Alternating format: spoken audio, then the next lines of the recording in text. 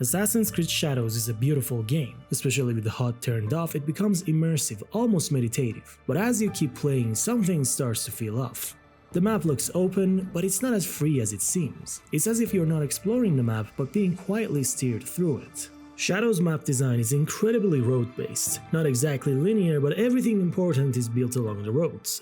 Towns, camps, activities, points of interest, they're all tied to a path. Now that's not a bad thing by itself, but the moment you step off that path, the illusion breaks. There's little incentive to go off-road, no real shortcuts worth your time, barely any hidden treasures, no real threats in the wild, just beautiful emptiness. Even climbing rough terrain usually takes longer than following the road, and you're not rewarded for that effort in any meaningful way, so exploration starts to feel less like an adventure and more like navigation. Valhalla did something similar by putting most activities along roads, but that world still felt more alive. Maybe it was the optional distractions like fishing, flighting, drinking games, cairns, orlog. Maybe it was the environmental danger or a stronger sense of threat, or maybe Shadows is just too neat for its own good. But let's be clear, this world is gorgeous.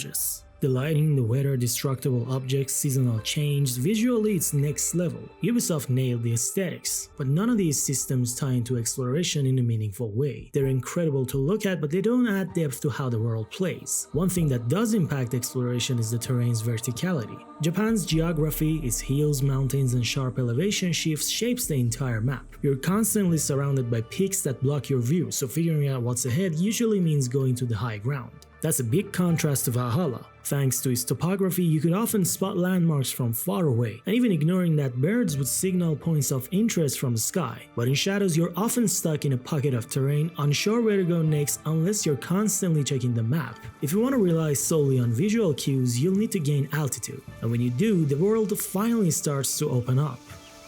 Perhaps this is the first time the bird companion could have made exploration more interesting.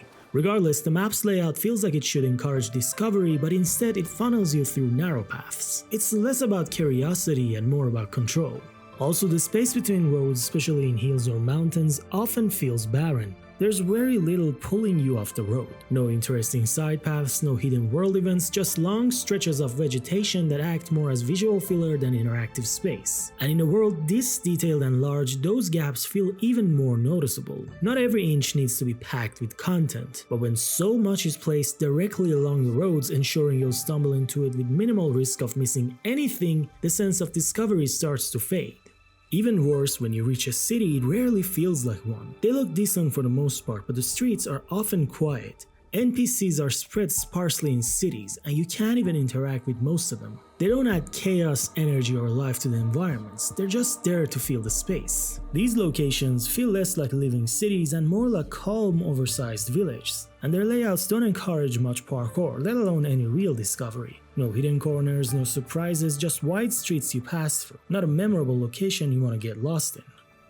Assassin's Creed Shadows might have one of the most beautiful and technically impressive open worlds in the series, but that beauty hides a contradiction. It looks like it was built for discovery, but it quietly steers you away from it. The roads, the terrain, the layout, it all pushes you down paths already chosen for you. And even when you turn off the HUD and soak in the atmosphere, it starts to feel like a stage, not a world built for you to explore, but a world designed to make you think you are. So how does Assassin's Creed Shadows struggle with its map? Not in how it looks, but in how little it trusts you to get lost in it.